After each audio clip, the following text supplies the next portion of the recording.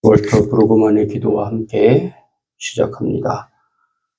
수많은 순간에 숨어 계신 분이신 주님, 치유의 순간에, 해방의 순간에, 돌봄의 순간에, 용서할 수 없는 일을 용서할 순간에, 여러 새로움이 일어나는 순간에 보이지 않게 숨어 계시는 당신을 고백합니다. 우리는 당신을 보지 못합니다. 그러나 우리는 감히 당신을 느끼고 부를 수 있습니다.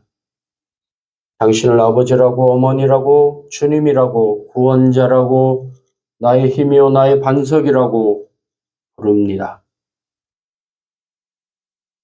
만물을 사랑하시는 분, 만물에게 자신을 내어주시는 분이라고 주님을 찬양합니다.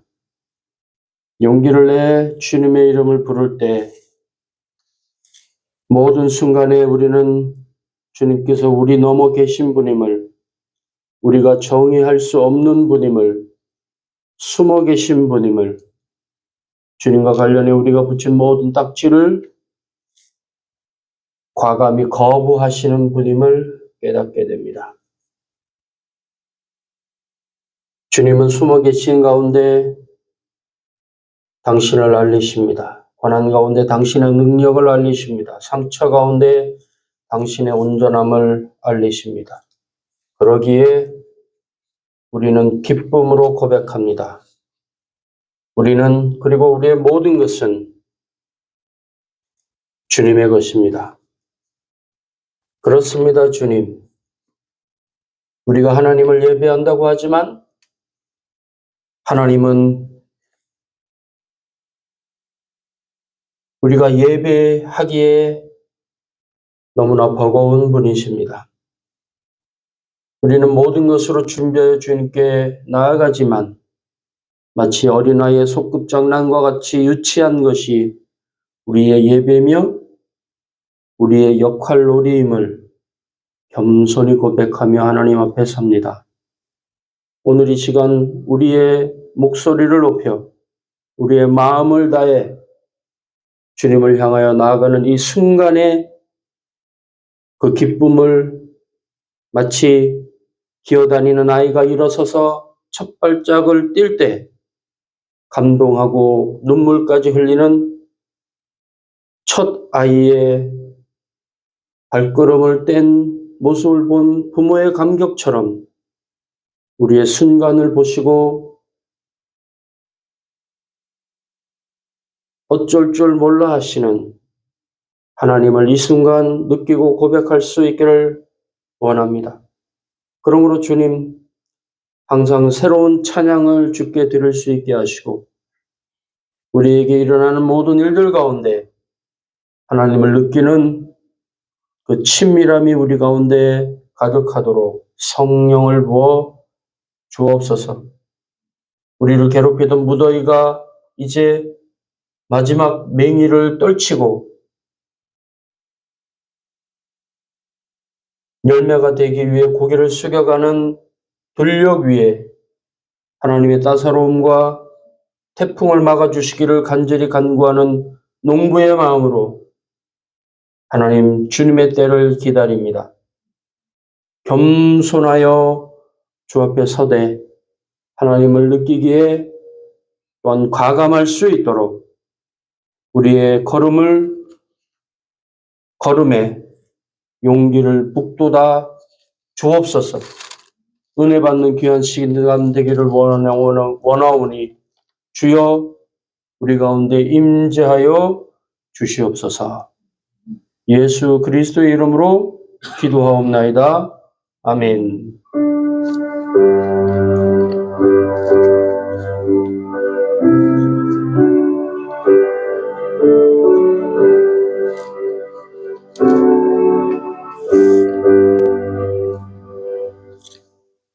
찬송가 460장입니다. 찬송가 460장.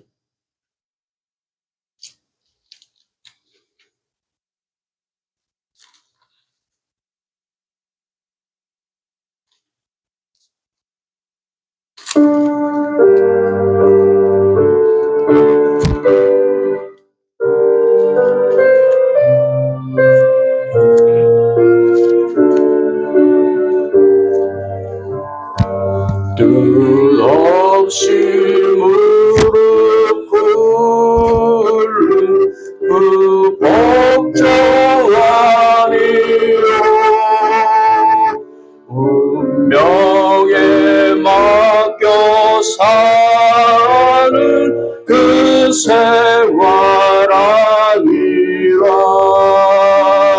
우리의 믿음 치솟아 독수리 날듯이 주 뜻이 이루어지다 외치며 사나니 약한 자 힘주시고 강한 자 바르게 주한 자 정케하니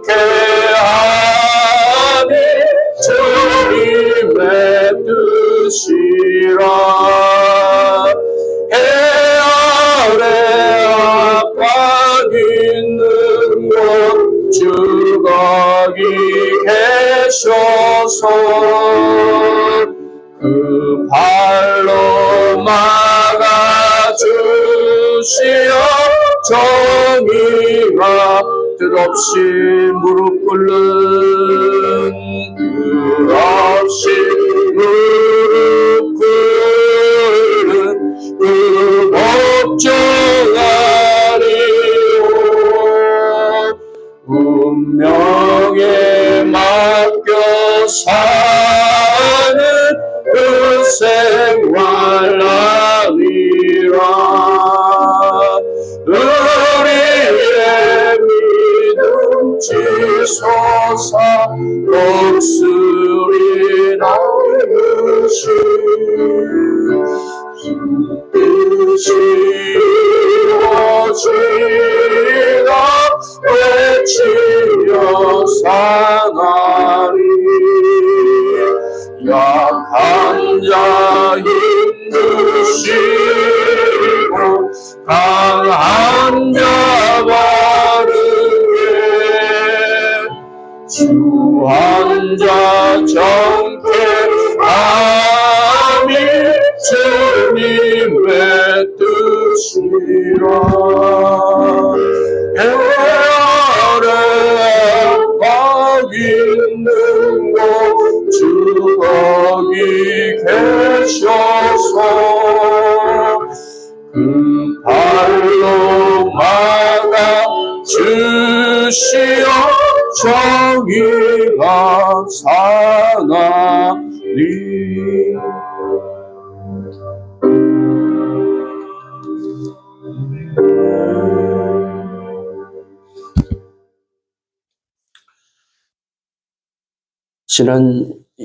이번 주간이죠. 재미난 일이 있었습니다. 그렇죠? 세계 최강국의 미친 또람프, 또라이 또람프가 그 역할을 여지없이 이재명 대통령과 한국에게 했는데 협상을 하겠다고 뭐 한 팀을 이뤄서 하기도 하고 윤석열처럼 충성 경쟁을 유도했을 거라도 보는데 또 일각에서는 트럼프를 지지하는 사람들이 극우니까 그들에게 나 할 만큼 했어? 라는 사인을 보낸 거라고도 볼 수 있는 정상회담 15일, 7일 전에는 무지막지하게 압박을 하고 이것도 해라 저것도 해라 군사, 경제, 통상, 물류 그래서 일본에 가 있던 외교부 장관과 또 국내를 지켜야 되는 비서실장까지 미국으로 날아가 가지고 이게 대통령의 뜻이냐 참모들이 대통령하고 의논해서 한 거냐 라고 막 호들갑을 떨게 만들고 정상회담을 하기 3시간 전에는 이게 무슨 일인가 한국에서 폭동이 일어나고 계엄이 일어나고 혁명이 일어나고 있다는데 그렇다면 우리는 한국과 통상을 할 수 없어. 판을 얻겠다는 거죠. 정상회담을 여러분이 그냥 우리 어디서 만나 해서 미팅하는 쪽으로 생각하시면 큰일 납니다. 미리 만나기 전에 할 얘기 다 할 거 하고 TV 앞에 나와서 사진 찍는 게 정상회담이지, 대통령이 하는 정상회담이지, 그 참모들이 다 하는 거예요. 근데 이번에는 이재명 대통령이 혼자 다 했죠. 물론 참모들이 다 준비해줘서 한 것이지만, 당신은 피스메이커, 나는, 당신은 트럼프는 피스메이커, 나는 페이스메이커.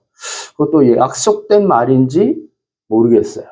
또 트럼프가 우리 그 유성 매직 약간 두꺼운 거, 그거보다 약간 더 두꺼운 거, 그걸로 사인하는 걸 좋아하니까 그걸 미리 준비해 간 거나 그런 건 준비했겠죠. 2달 전부터 준비했다고. 근데 순간순간 보이는 재치가 그를 대통령으로 세워서 많은 사람들이 얘기하고 있는 북극 항로와 북극 항로를 포장지로 한 러시아, 몽골 러시아, 유럽 철도, 뭐 가덕도에 있는 공항,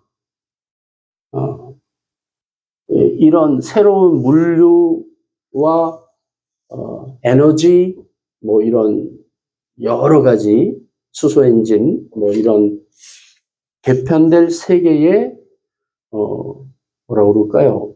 돌격대 선봉장으로 대비한 그런 시간이었습니다. 너무나 극명하게 반추해 볼 수 있는 한 사람. 트럼프 대통령까지 한국에 우리나라에 있는 그 미친 또라이가 지금 이 짓을 하고 있는가? 하고 미국 대통령이 우리나라 대통령을 또라이라고 부르는 그런 일들 앞에서 그나마 얼마 전에 고속도로를 뭐 우리 조영전 집사님도 고속도로를 타고 왔겠지만 명절에 가는데 신호가 안내판이 떴습니다. 중부 1터널, 중부 2터널. 1터널로 가면 조금 더 안 막힙니다. 근데 2터널이 막힙니다. 근데 2터널은 너무나 뻥 뚫려 있고 1터널은 차가 밀리는 거예요. 여러분이라면 어떡하시겠어요?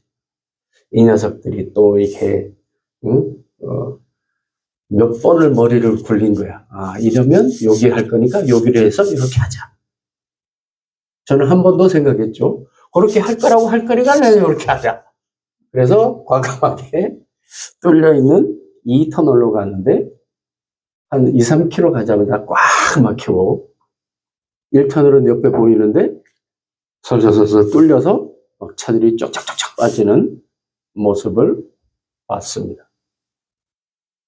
우리 눈앞에 보이는 사인을 우리는 믿게 되어 있습니다. 그게 맞는 거죠. 그게 현명한 것이고 그게 지혜로운 겁니다. 하나님이 충분히 받으시며 마음대로 갚으시는 그 은혜를 삶의 과정에서, 직장에서, 섬기는 가정에서, 그리고 작곡하는 가운데, 그리고 축구공을 차는 가운데 온전히 경험할 수 있도록 주님 역사하여 주시옵소서. 우리의 경험이 결코 하나님이 쉽게 주시는 것이 아님을 깨달을 수 있는 인생이 되어지도록 하나님 우리에게 하나님을 향한 민감함을 허락하여 주시고 그것을 경험하며 충만히 받는 귀한 예배와 일주일 되어지도록 은혜 내려 주옵소서. 그리함으로 하나님이 허락하시는 그 하늘 큰 복에 마중물 되어줄 수 있는 귀한 예배, 예물 되어지도록 복과 은혜 더하시기를 우리 주 예수 그리스도의 이름으로 하나님 아버지께 예배, 봉헌, 기도 올리옵나이다. 아멘.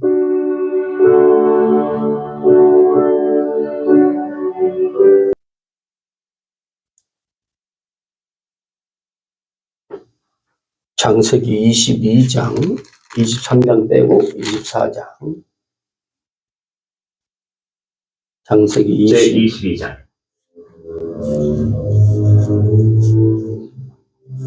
수일 후에 하나님이 아브라함을 시험하시려고 그러시되 아빠, 내가 여기에 있나이다. 네 아들 네 사랑하는 독자 이삭을 데리고 모리아 땅으로 가서 내가 네게 일러준 한 산 거기서 그를 번제로 드리라. 아브라함이 아침에 일찍 일어나 나귀의 안장을 지우고 두 종과 그의 아들 이삭을 데리고 번제에 쓸 나무를 가지고 떠 하나님께 일러주신 곳으로 가더니 제3일에 아브라함이 눈을 들어 그곳을 멀리 바라보자. 이에 아브라함이 종들에게 이르되 너희는 나귀와 함께 여기서 기다리라. 내가 아이와 함께 저기 가서 예배하고 우리가 너희에게로 돌아오리라. 아브라함이 이에 번제나무를 가져다가 그의 아들 이삭에게 지우고 자기는 불과 칼을 손에 들고 두 사람이 동행하더니 이삭이 그 아버지 아브라함에게 말하여 이르되 네 아버지여. 야, 아들아, 내가 기노라.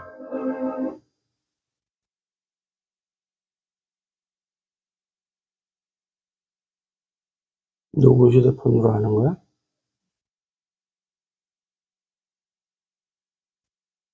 껐다 켰잖아요. 자, 읽겠습니다. 7절. 이삭이 그 아버지 아브라함에게 말하여 이르되 내 아버지여 하니 그가 이르되 내 아들아 내가 여기 있노라. 이삭이 이르되 불과 나무는 있거니와 번제할 어린 양은 어디 있나이까? 아브라함이 이르되 내 아들아 번제할 어린 양은 하나님이 자기를 위하여 친히 준비하시리라 하고 두 사람이 함께 나아가서 하나님이 그에게 일러주신 곳에 이른지라. 이에 아브라함이 그곳에 제단을 쌓고 나무를 버려놓고 그의 아들 이삭을 결박하여 제단 나무 위에 놓고 손을 내밀어 칼을 잡고 그 아들을 잡으려고 하니 여호와의 사자가 하늘에서부터 그를 불러 이르시되 아브라함아 아브라함아 하시는지라. 아브라함이 이르되 내가 여기 있나이다 하며 사자가 이르되 그 아이에게 내 손을 대지 말라. 그에게 아무 일도 하지 말라. 네가 네 아들 내 독자라도 내게 아끼지 아니하였으니 내가 이제야 네가 하나님을 경외하는 줄을 아노라. 하나님이 눈을 들어 살펴본즉 아브라함이 눈을 들어 살펴본즉 한 순양이 뒤에 있는데 뿔이 수풀에 걸려 있는지라. 아브라함이 가서 그 순양을 가져다가 아들을 대신하여 번제로 드렸더라. 아브라함이 그 땅 이름을 여호와 이레라 하였으므로 오늘날까지 사람들이 이르기를 여호와의 산에서 준비되리라 하더라. 여호와의 사자가 하늘에서부터 두 번째 아브라함을 불러 이르시되 여호와께서 이르시기를 내가 나를 가리켜 맹세하노니 네가 이같이 행하여 네 아들 네 독자도 아끼지 아니하였은즉 내가 네게 큰 복을 주고 네 씨가 크게 번성하여 하늘의 별과 같고 바닷가의 모래와 같으리니 네 씨가 그 대적의 성문을 차지하리라. 또 내 씨로 말미암아 천하 만민이 복을 받으리니 이는 네가 나의 말을 준행하였음이니라 하셨다 하니라. 이에 아브라함이 그의 종들에게로 돌아가서 함께 떠나 부엘세바에 이르러 거기 거주하였더라. 이 일 후에 어떤 사람이 아브라함에게 알려 이르기를 밀가가 당신의 형제 나홀에게 자녀를 낳았다 하였더라. 그의 맏아들은 우스요 우스의 형제는 부스와 아람의 아버지 그무엘과 게셋과 하스와 빌다스와 이들랍과 부두엘이라. 이 8사람은 아브라함 형제 나홀이 그 아내 밀가의 소생이며 부두엘은 리브가를 낳았고 나홀의 첫 부마라 하는 자도 데바와 가함과 다하스와 마아가를 낳았더라. 24장. 아브라함이 나이 많아 늙었고 여호와께서 그에게 범사의 복을 주셨더라. 아브라함이 자기 집 모든 소유를 맡은 늙은 종에게 이르되 청하건대 내 허벅지 밑에 내 손을 넣으라. 내가 너에게 하늘의 하나님 땅의 하나님이신 여호와를 가리켜 맹세하게 하노니 너는 내가 거주하는 이 지방 가나안 족속의 딸 중에서 내 아들을 위하여 아내를 택하지 말고 내 고향 내 족속에게로 가서 내 아들 이삭을 위하여 아내를 택하라. 종이 이르되 여자가 나를 따라 이 땅으로 오려하지 않거든 내가 주인의 아들을 주인이 나오신 땅으로 인도하여 돌아가리이까?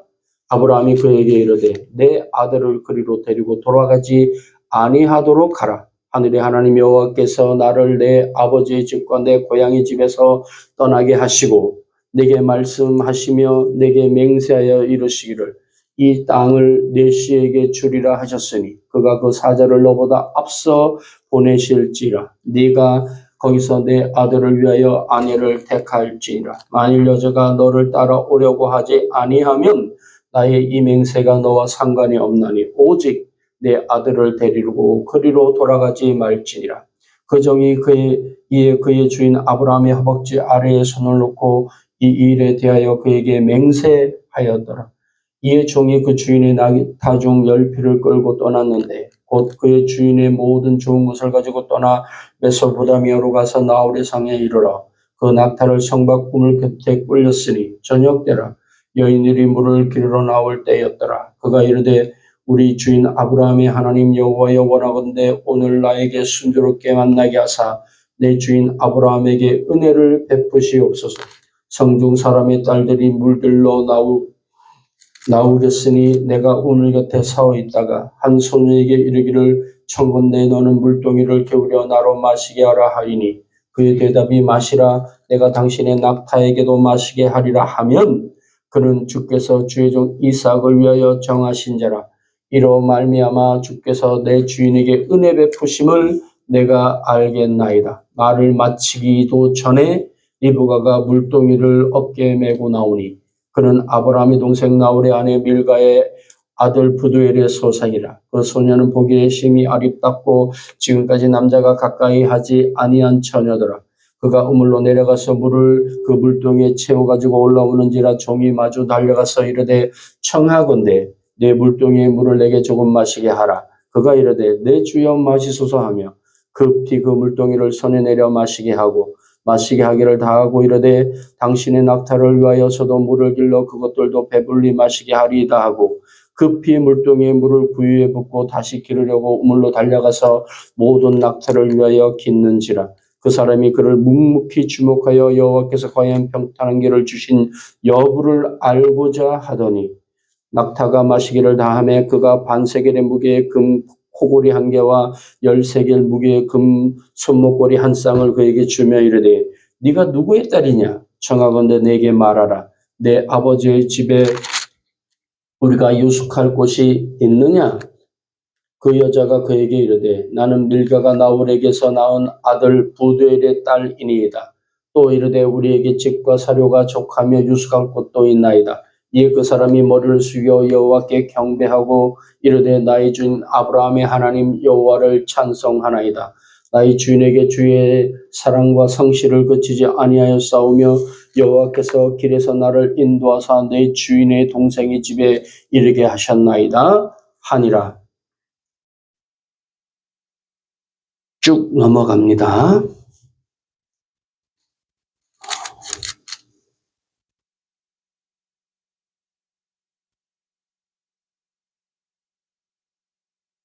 (50절)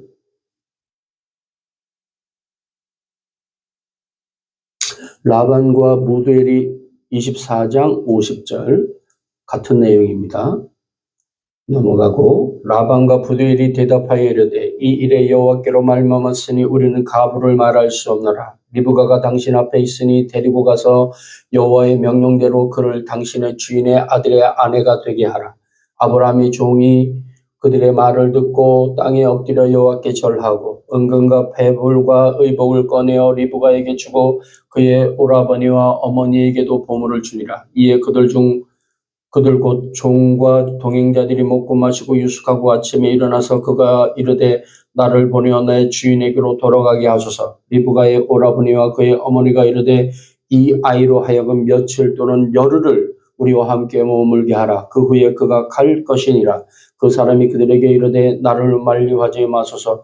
여호와께서 내게 형통한 길을 주셨으니 나를 보내어 내 주인에게로 돌아가게 하소서. 그들이 이르되 우리가 소녀를 불러 그에게 물으리라 하고 리브가를 불러 그에게 이르되 네가 이 사람과 함께 가려느냐? 그가 대답하되 가겠나이다. 그들이 그 누이 리브가와 그의 유모와 아브라함의 종과 그 동행자들을 보내며 리브가에게 축복하여 이르되 우리 누이여 너는 10,000,000은의 어머니가 될지어다. 내 씨로 그 원수의 성문을 얻게 할지어다. 리브가가 일어나서 여자 종들과 함께 낙타를 타고 그 사람을 따라가니 그 종이 리브가를 데리고 나가니라. 그때에 이삭이 부엘라헬로이에서 왔으니 그가 네게부 지역에 거주하였습니다. 이삭이 저물 때에 들에 나가 묵상하다가 눈을 들어 보매 낙타들이 오는지라. 리브가가 눈을 들어 이삭을 바라보고 낙타에서 내려 종에게 말하되 들에서 배회하다가 우리에게 마저 오는 자가 누구냐? 종이 이르되 이는 내 주인이니이다.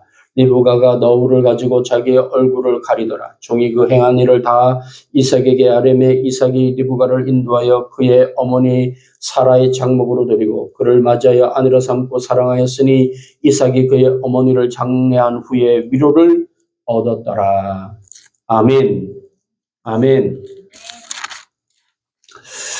사랑하는 여러분, 우리가 지금 함께 창세기를 통하여서 만나는 하나님을 예배하는 사람을 통해 본 예배에 대해서 정리하고 있습니다. 최초의 예배는 무엇이었죠? 가인과 아벨의 예배였습니다. 여기에서 사단이 일어나죠. 그래서 살인이 일어나고요. 말씀드렸듯이 아담과 하와가 1년에 한 번씩 어쩌면 나를 계산할 능력이 있었다면 숫자를 세웠을 거라고 여겨집니다. 세웠을까요? 못 세웠을까요? 하여튼 나를 정해서 우리의 제사처럼 자기들이 쫓겨난 날, 쫓겨난 곳에서 하나님과의 화목제를 드리지 않았을까요? 어떤 지금의 형태였는지는 모릅니다. 하지만 많은 사람들이 생각하기는 그들의 입었던 옷이 가죽 옷이고 그것을 불태우는 일을 하지 않았을까? 여기입니다. 그래서 제사가 그렇게 되었을 거라고도 봅니다. 추측하는 거죠. 전승에 의하여서. 어쨌든 어린 양의 제사를 드렸던 아벨의 예배는 받으시고 곡식의 제사를 드렸던 가인의 예배는 받지 않으셨습니다. 그리고 아브라함이 하나님을 만나는 이 부엘세바, 약속의 우물이라고 하는 이곳, 마물의 상술의 숲을, 이곳에서 영생하시는 하나님을 부르는 이 자리자리가 예배의 자리입니다. 그리고 그가 가나안 땅에 들어와서 소돔과 고모라에 머물렀던 롯을 구출해 올 때에 예루살렘, 거기에 거주하고 있었던 부모도 없고 어디서 나왔는지도 모르는 살렘 왕이 나와서, 예루살렘, 그 살렘 왕이 나와서 승리하고 돌아오는 아브라함을 축복하는 과정을 통하여 예배에는 축복이 있어야 된다라는 것을, 하나님으로부터 오는 축복, 신적 권위의 축복, 사람이 주는 축복이 아닌 하나님이 허락하시는 축복, 여기서 11조가 나왔다고 또 말씀을 드렸습니다. 하나님을 만나는 데는 하나님의 축복을 받는 것에는 축복을 받는 것에 대한 담내, 감사, 그러니까 이 주고받는 쪽이 아닙니다. 그러니까 깨달음이죠. 나의 승리가 누구로부터인 것이냐? 살렘 왕이 아브라함에게 축복하는 거죠. 너의 승리, 너는 하나님께 복받은 거다. 너는 축복의 통로가 되는 거다. 맞군요. 이 하나님이 하신 것이군요. 자기의 집에서 길리운 318인을 동원한, 감당할 수 없을 만한 여러 왕들의 결합체를 이겨낸 나의 승리는 하나님이 주신 것이고 하나님이 하게 하신 것이고, 왜 롯을 구출해 냈을까요? 그때까지도 아브라함은 롯을 자기 후계자로 여긴 거예요. 하나님이 나타나십니다. 나는 너의 기업이다. 무슨 일이 있었죠? 롯을 보니까 우리가 말하는 대로 싹수가 노란 겁니다. 쟤는 안 되구나. 하나님께 원망하죠.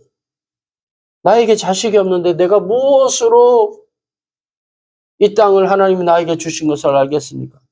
내가 오다가 만난 저 다메섹 엘리에셀이 나의 후계자가 될 판입니다. 내가 누구에게 이걸 맡깁니까? 아까워 죽겠습니다.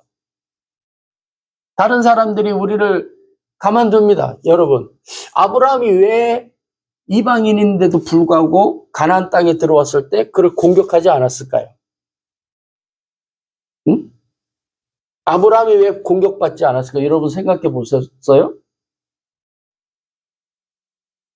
아브라함이 갈대아 우루 사진 좀 띄워봐. 갈대아 우루에서 이렇게 す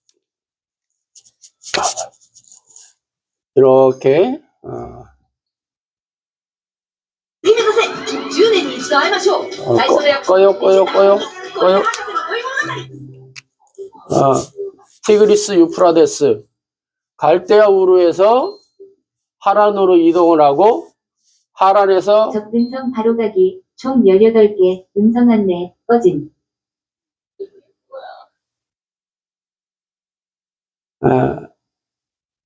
가나안 땅과 사해. 이 가나안 땅에 오기까지 그가 자경단을 갖추기는 했을 겁니다. 오기까지는 안정적인 루트로 이동을 했어요.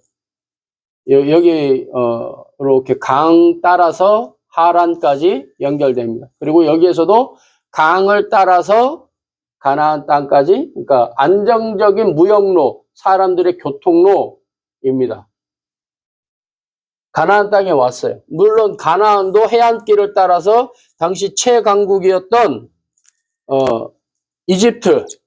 이집트와 아시리아 그리고 바벨로니아 이게 삼각체계로 되어 있는 당시 비옥한 초승달지대라고 하는 이렇게 되어 있는 이렇게 꺾여 있는 부메랑처럼 되어 있는 이 지역. 그래서 AI에게 한번 물어봤습니다. 야곱의 12족속이 만약에 가나안 땅에 애굽으로 내려가지 않고 그대로 있었다면 야곱 족속이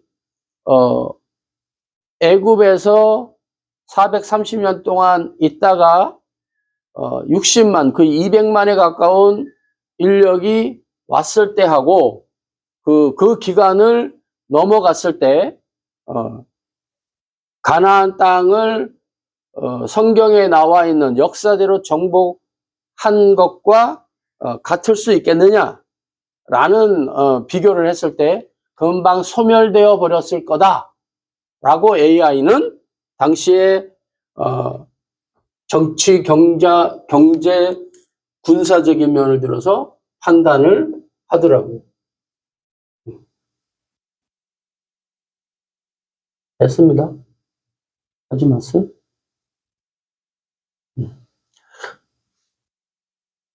아브라함이 살아남지 못했을 거예요. 근데 왜 살려줬느냐? 잡아먹을 씨암탉인 거죠. 자식이 없어요. 거부가 왔다. 거부가 왔는데 재산을 끌고 부인이 미인이야. 자식이 없네?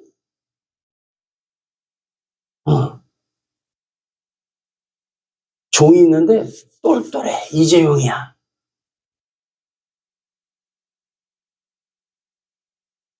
주인만 잘 만나면 언제든지 홀라당 한독수처럼 넘어올 수 있는. 오늘 성경 보면 그 정도는 아니죠. 판단을 그렇게 해보기도 합니다. 합리적이죠. 예. 야곱 족속의 야곱의 딸 디나가 겁탈을 당했을 때 그들이 어떻게 하죠? 세겜 족속이 야, 쟤네들 우리한테 끌어들이고 조금 있다가 남자들 싹 죽이고 여자들과 재산을 몽땅 우리가 홀라당 한 입에 탁. 그게 전통입니다. 그래서 이방인은 죽어나가는 거예요. 롯이 소돔과 고모라에서 능력을 발휘하지 못한 이유도 그거예요. 그가 왜 도시로 이동했을까요? 보호받지 못한다는 두려움이 있었던 거예요.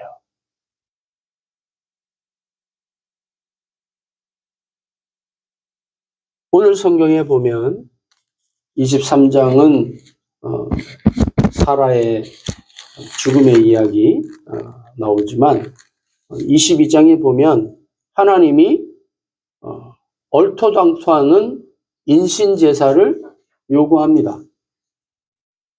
하나님 앞에 드리는 예배가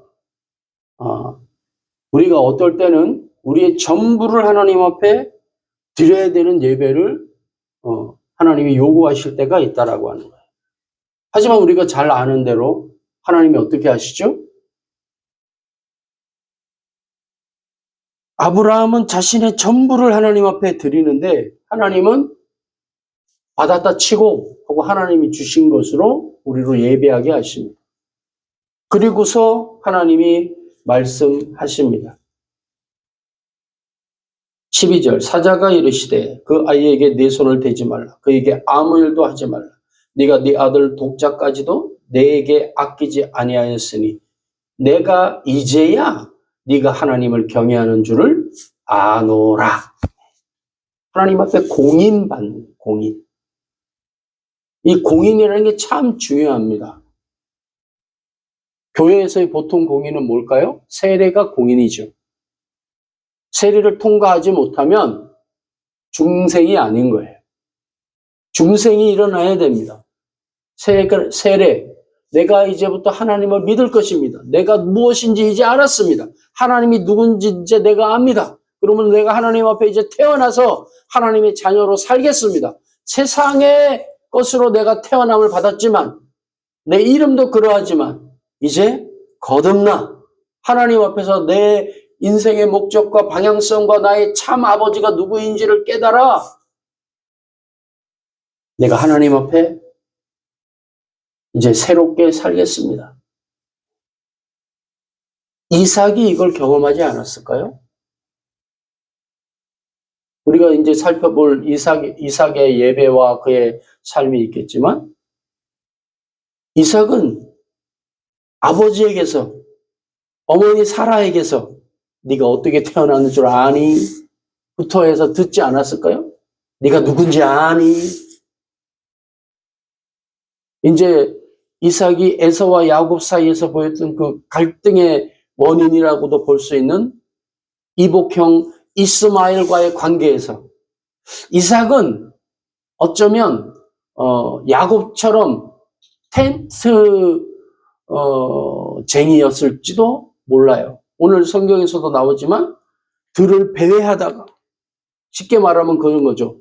보통 양치기 남자들은 어떻게 하죠? 한 손에 길다란 양모는 막대기를 탁 들고 가장 좀 약간 높은 곳에 올라가서 주위를 바라보면서 술을 마시거나 바람에 나부끼는 막. 근데 이삭은 들을 배회하면서 묵상을 하면서 여러분 묵상할 때 어떻게 하죠? 이러면서 일어나요? 아니면 여자처럼 소위 말하는 어쩌면 자기의 이복형 이스마엘 활을 잘 쏘고 들을 정복한 늑대와 여우 같은 곰 같은 활 쏘면 그냥 평평평만 쳐. 그래서 아버지가 자기를 잡는데도 고요히 아마 이때 그의 나이가 최소한 15세 이상이 되었을 거라고 봅니다. 그러면 대항하려면 할 수 있는 나이 아니었을까요? 하지만 또 어떻게 보면 야곱과 같이 이렇게 조용하고 어쩌면 유약한 모습이었다면 아버지 아브라함에게 탁 잡혀갖고 꼼짝도 못하지 않았을까라고 싶기도 합니다. 그곳에서 이삭은 자기가 재물이었지만 하나님이 예비하신 여호와 이레의 능력을 자기 눈으로 목도했어요. 그래서 그는 그랄 족속과 싸우지 않습니다. 우물을 팠는데 이거 내 거야. 우리 땅에 있는 거니까 내 거야. 그래? 해. 양보합니다. 누가 승자인지 누가 길을 예비하는지 그의 삶 전부가 말하고 있죠. 이제 다음 주에 보겠지만 그가 한 가지에서만은 실패했어요. 가뭄이 들어서 애굽으로 내려가려고 하는 상황, 누구나 봐도 애굽으로 가야 되는 거예요. 아브라함 때 흉년이 났는데 이삭 때에도 또 흉년이 났다라고 성경은 얘기합니다. 아브라함은 어떻게 했죠? 저기네 사인을 보고 애굽으로 갔어요. 사라를 애굽한테 빼앗기고 하나님이 역사하셔서 도로 보답품을 받아갖고 보상금을 받아갖고 거부가 돼서 다시 가나안 땅으로 돌아왔지만 그 얘기 들었을까요? 안 들었을까요? 아브라함이 자기 아내를 누이라고 하면서 자기 생명을 보존하는 풍습을 지켰습니다. 자기 무리의 여자를 주고 생활권을 보호받는. 그래서 이삭도 어떡하죠? 애굽 왕과 그랄 왕에게 아내가 이쁘니까 당신 나보고 친척 아니 형제라고 해, 누이라고 해. 그래야 내 생명이 보존해. 속이는 일까지 일어납니다. 그랬던 그가 아브라함 때는 내려갔지만 이삭 때는 내려가지 않아요. 가뭄이 들었는데도 불구하고. 가뭄이 들었는데 씨를 뿌리면 그 사람이 제정신이니까 미친놈입니까? 딱 보니 이거 올해 끝났어, 이거. 씨 뿌리면 안 돼. 하나님 어떻게 하셨죠? 100배나 거뒀다고. 드디어 거부가 되었다고. 왜 거부가 되었을까? 100배의 거부가 어떻게 돼요? 무슨 말이죠? 나는 100배 거뒀지만 남이 없으면 내 거는 평소에 몇 배가 되는 거예요? 1000배, 10,000배가 되는 거예요. 값어치로. 100배 걷어서 거부 못 합니다. 어떻게? 소위 말해서 고리대금업을 했단 소리죠. 가치가 엄청 올라가니까 너도 나도. 이삭이 왜 그랬느냐? 그 경험적으로 만나는 하나님이 예배를 통하여 있었다는 거죠. 결정적인 경험한 거죠. 네가 네 아들 내 독자로도 내게 아끼지 아니하였으니 내가 이제야 네가 하나님을 경외한 줄을 아노라 말씀하십니다. 내가 내게 큰 복을 주고 17절 네 씨가 크게 번성하여 하늘의 별과 같고 바다의 모래와 같게 하리니 네 씨가 그 대적의 성문을 차지하리라. 어디서 또 읽지 않았어요 우리? 24장에서? 네? 이때는 하나님이 주신 말씀이지만 24장이 어디 나오죠? 네? 그의 오빠 부두의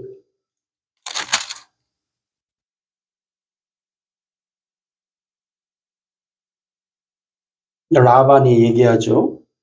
그들이 그 누이 리브가와 그의 유모와 아브라함의 종과 그 동행자들을 보내며 리브가에게 축복하여 이르되 우리 누이여 너는 천만인의 어머니가 될지어다. 내 씨로 원수의 성문을 얻게 할지어다. 이 하나님의 예비하심이죠. 리브가가 어떻게 해야 합니까? 들어왔던 말씀, 평생에 듣던 말씀, 평생에 듣던 말씀. 너희 할아버지 데라가 갈대아우르에서 출발하여 가나안 땅에 가고자 하였지만 아브라함은 출발하여 갔는데 나는 여기에 남았구나. 내가 어쩔 수 없이 여기 남았구나 라고 계속 들려주지 않았을까요? 그런데 드디어 큰아버지 아브라함의 종이 내가 평소와 똑같이 우물로 나갔는데 행색이 초라했는지 상인의 모습이었는지는 잘 모릅니다. 근데 하여튼 평소와 다르게 했을 수도 있고 평소와 같이 했을 수도 있지만 물을 길러주는 일을 쉽지는 않은 거예요. 여러분, 남자가 들기도 무거웠을 거라고 여겨집니다. 크든 작든 토기로 된 그릇이에요. 그게 물을 채워 나왔어요. 많아봐야 20리터와 10리터 정도 되지 않았을까요? 여러분 20리터 기름통 들기 쉽습니까? 어렵습니까? 남자도 힘듭니다. 근데 토기로 되어 있어요. 그게 20리터는 안 될 것 같아요. 여자가 맺잖아요. 물길로 왔어요. 보통은 물길로 종들이 오지 않을까요? 근데 하여튼 왔어요. 근데 누가 물을 달래요. 아, 짜증나. 그랬을까요? 어쨌든 모릅니다. 물을 길러줬더니 그 사람이 폐물을 그냥 왕창 주면서 너 누구냐? 아싸, 오늘 알바 최고. 근데 봤더니 큰아버지의 종이래. 신부 맞으러 왔대. 2차 저차 내가 하나님께 기도했더니 그대로 네가 왔잖아. 여러분이라면 이런 상황에서 떠나실래요? 안 떠나실래요? 쉬운 일 아닙니다. 파란불인가요? 노란불인가요? 빨간불인가요? 내 리브가는요, 내가 가겠나이다. 아쉬워서 또는 더 폐물을 얻어내려고 했는지는 모르겠지만 며칠만 머무르게 하자. 적어도 10일은 있어야 돼. 그러고 있는데 가겠나이다.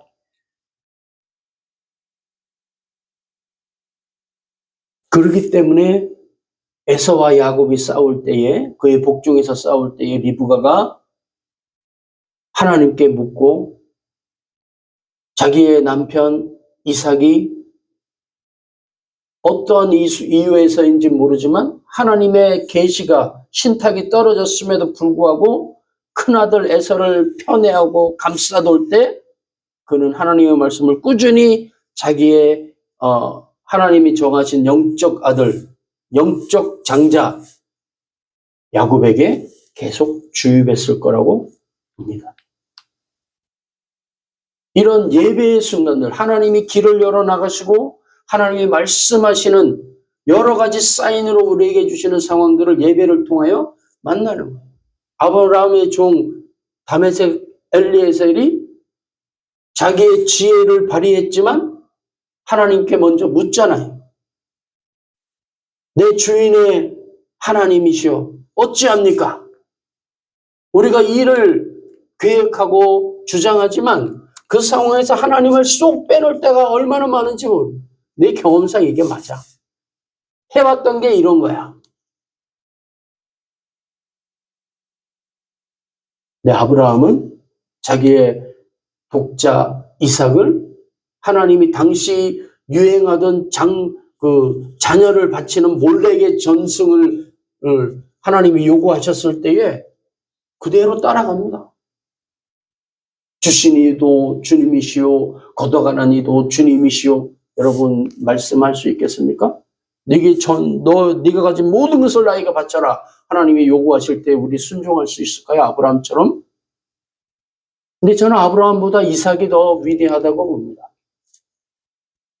순종한 아브라함, 그 순종을 바라보고 아버지의 순종에 협조한 아들.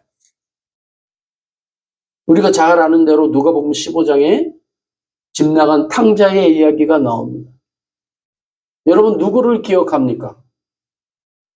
아버지를 기억합니까? 첫째 아들을 기억합니까? 돌아온 둘째 아들을 기억합니까? 얘기가 더 이상 전개가 안 돼요. 둘째 아들이 어떻게 했다. 첫째 아들이 어떻게 했다. 그 이야기가 없어요. 마지막 이야기는 네 동생이잖아. 돌아왔잖아. 내가 기쁘잖아. 잔치하잖아. 즐겨. 그리고 끝나요.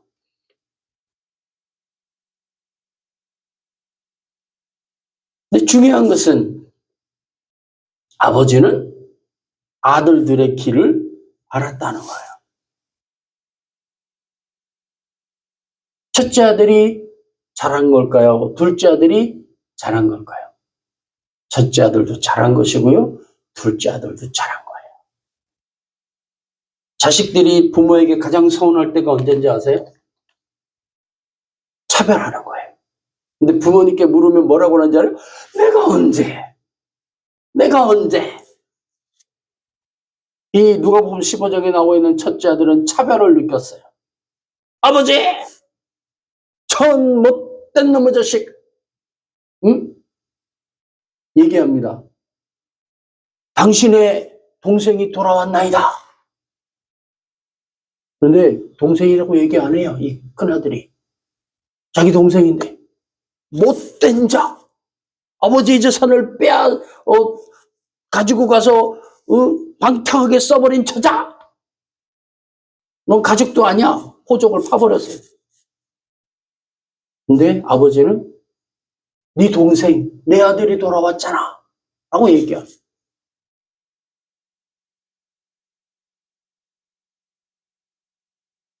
이 둘째 아들은 자기의 신분을 낮춥니다. 종들도 배불리 먹는데 나는 종 역할만 해도 괜찮아요. 먹고 살기만 해주세요. 자기가 누군지, 아버지가 누군지 안 거예요. 이제 자기 신분이 뭔지 안 거예요. 죄인인 거예요. 근데 아버지는 내 아들이야. 내 아들, 내 아들, 내 아들. 잘났어도 못냈어도 내 아들. 형은 뿔딱지가 났죠. 저놈은 다 써버렸지만 아버지가 주신 거 저놈처럼 하지 않고 열심히 노력해가지고 피땀 흘리고 밤잠을 안 자고 노력해서 내 친구들도 초청하지 않고 허랑방탕하게 하지 않고 아끼고 아껴서 아버지의 마음에 들려고 노력하지 않았습니까? 아버지가 얘기합니다. 내 아들, 네가 그럴 줄 알았지. 넌 그런 놈이야. 근데 저놈은 그럴 놈이었어. 너 다르고 쟤 달라. 그래도 내 아들, 네 동생이 죽었는 줄 아는데 돌아오지 않았니? 내 아들, 열심히 노력한 너, 내 아들. 우리는 비교하는 데 너무 익숙합니다. 11개의 왕들을 보면 잘난 왕이 있고 못난 왕이 있고 하나님 열심히 섬기는 왕이 있고 하나님을 배신하는 왕이 있어요. 대표적인 게 히스기야입니다. 그의 생명을 끝내기로 하셨어요. 하나님 앞에 울고 살려주시면 하나님이 역사하셔서 살아납니다. 일령표가 뒤로 가버리는 놀라운 역사적 사실까지 하나님이 히스기야를 높여주십니다. 그러자 당시 일어나는 신흥 강국이었던 바벨로니아에서 와가지고 어째 그런 일이 당신이 믿는 신이 이렇게 놀라우니 와 우리 한번 아시리아에 대적해서 우리 한번 잘해봅시다. 이집트에 대적해서 우리 잘해봅시다. 우리 짝짝꿍이 만나봅시다. 당신의 하나님 그 신이 그렇게 대단하면 나도 한번 믿어볼래요. 히스기야가 기쁨이 충만해갖고 황금 곡간을 다 열고 성전을 다 우리 신이 이런 신이야. 하나님 최고야. 하나님 만만세. 근데 그게 하나님은 쏙 사라져버렸어요.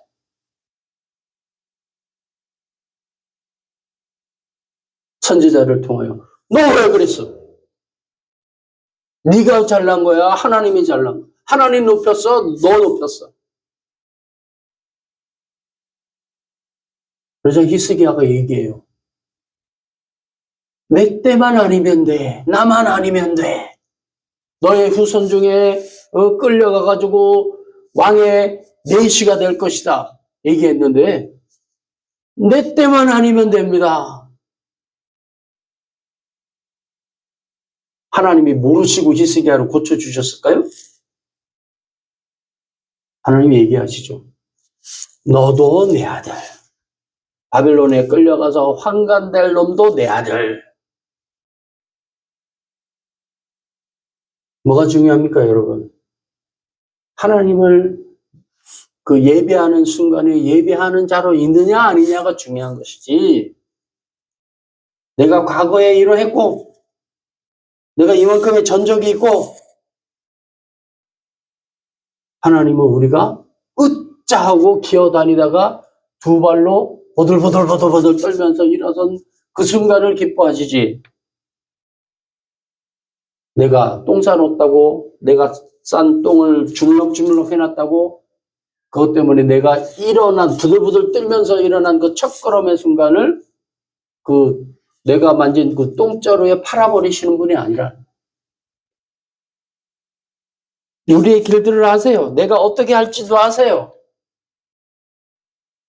나의 행동과 나의 결정 때문에 하나님의 그 위대하심과 전능하심과 하나님의 계획이 틀어질 거라고 우리는 착각할 때가 많아요. 그래서 마치 첫째 아들처럼 나는 똑바로 했는데 쟤는 잘못했잖아요. 그걸 우리는 항상 얘기합니다. 다음 주에 볼 이삭도 이스마엘 형을 내가 얼마나 좋아했는데 그 형이 얼마나 화살을 잘 쏘고 내 형 만나지도 못하잖아.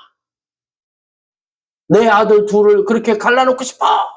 그래서 리브가하고 맨날 싸웠을 수도 있어요.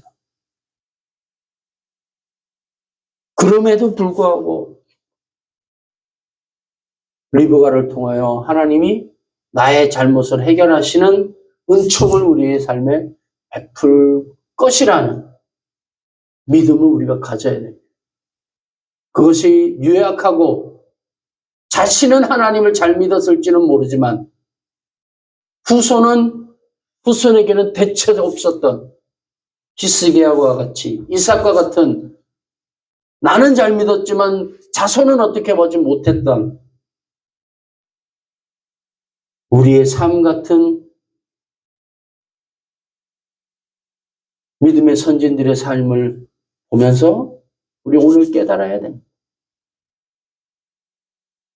포도 농부에 비유해서 저녁 늦게 일자리를 얻어서 들어온 농부가 1시간 일하고 하루의 품삯을 받고 기뻐할 때 하루 종일 일했던 농부가 더 받을 줄 알았는데 1시간 일한 놈하고 똑같이 받으니까 불평합니다.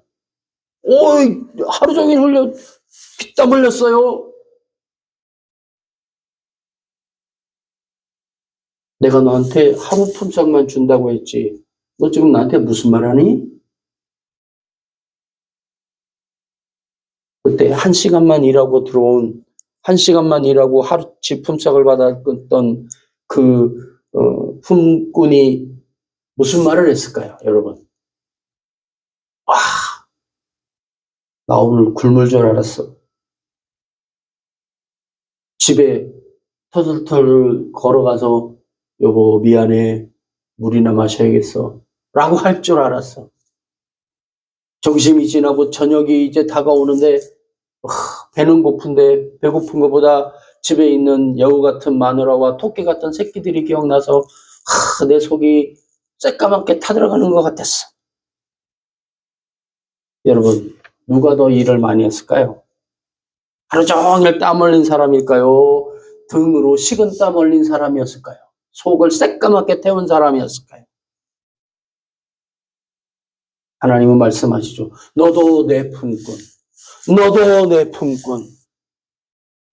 우리의 예배가 그래야 될 것입니다. 다른 사람을 바라보는 예배가 아니고 하나님을 보는, 내가 한 일이 아니라 하나님이 지금 일을 이렇게 진행해서 나가고 계시구나 라고 아는, 그리고 동일한 말씀으로 우리는 깨달아야죠. 하나님의 뜻인가 아닌가 구별하고 싶으십니까? 내가 받은 말씀과 다른 사람이 받은 말씀이 같아야 돼요. 뭐라고 말씀하시죠? 내 씨로 원수의 성문을 얻게 할 거야. 근데 전혀 몇천 킬로 떨어져 있는 하나님을 제대로 믿었는지 안 믿었는지 잘 모르겠는 하나님에 대한 말씀은 알고 있는 라반이 자기 동생에게 내 누이여 네가 원수의 네 씨로 원수의 성문을 얻게 할지어다. 하나님 확신 주신 우리 예배는 그런 예배가 돼야 되는 우리가 그 목사님의 말씀을 통해서 목사님이 선포하는 말씀을 가운데 이 말씀을 잡아낼 수 있는 우리가 돼야 되는 같이 잡는 우리가 돼야 되는 한 마음으로 하나님의 뜻을 쫓는 사람이 돼야 되는 그게가 불구덩이라 할지라도 제자들은 그 말씀을 듣고도 풍랑이는 바다 위에서 이 어찌할꼬 이 죽게 생겼다. 예수님 좀 깨워봐 이거 뭐야. 말씀을 들었음에도 불구하고 증거를 봤음에도 불구하고 12강줄이나 체험하는 과정을 거쳤음에도 불구하고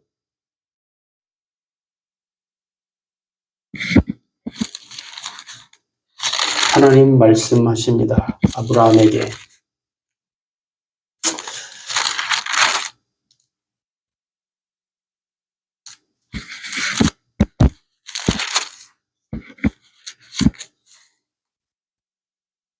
네가 네 아들 내 독자까지도 내게 아끼지 아니하였은즉 내가 이제야 네가 하나님을 경외한 줄을 아노라. 하나님께 아노라 인정을 받는 너는 내 아들이야. 돌아오는 비용이 얼마가 들든 그건 하나님 앞에 중요하지 않아요. 그까이 거죠. 그까이 거. 돌아왔으면 됐다 내 아들. 열심히 산 너도 내 아들. 우리의 예배가 그래야 될 것입니다. 아버지를 향하여 다른 사람을 향하여서가 아니고 아버지를 향하여 같은 말씀 같은 뜻 하나님을 진정으로 예배하는 우리 모두가 되기를 주의 이름으로 축원합니다. 기도하겠습니다. 하나님 아버지 우리는 과거 우리 부모님의 아들이었다가 우리의 아들, 딸 가진 아버지와 어머니가 되는 인생입니다. 내가 소위 성공한 인생을 살았어도 우리의 자녀들은 남들이 비웃는 실패하는 인생을 살지도 모릅니다. 우리는 우리를 장담할 수 없고 우리의 자녀의 삶도 장담할 수가 없습니다. 하나님이 우리의 걸음을 인도하고 계심을 고백할 수 있는 우리가 되어지도록 하나님 바른 믿음, 바른 신앙 허락하여 주옵소서. 내가 하나님과 만나고 하나님의 은혜가 있다면 내 자녀도 이삭처럼 나를 통하여 본 하나님을 그도 만나게 되는 은혜가 있는 믿음의 가문 하나님 우리 가운데 일어나기를 원합니다. 예배를 통하여 일어나기를 원합니다. 말씀을 통하여 일어나기를 원합니다. 말씀대로 살아 하나님의 역사를 경험하는 간증의 주인공이 되는 삶을 우리가 살기를 원합니다. 길이 보이지 않아도 하나님의 말씀이 그러하다면 리브와 같이 일어설 수 있는 결단의 삶이 예배가 우리에게 일어나기를 원합니다. 우리 예배에 하나님 찾아와 주시고 깨닫게 하시고 결단할 때에 용기를 더하시며 하나님의 역사를 보여 주시옵소서. 간구하며 믿고 나아가기를 원하는 귀한 하나님의 사람들의 머리 위에 가정 위에 경영하는 기업과 섬기는 직장과 일터 위에 걸음걸음 위에 지금은 우리 예수 그리스도의 은혜와 하나님 아버지의 크신 사랑과 성령님의 감동 감화하심이 지금부터 영원까지 함께 하시기를 간절히 축원하옵나이다. 아멘.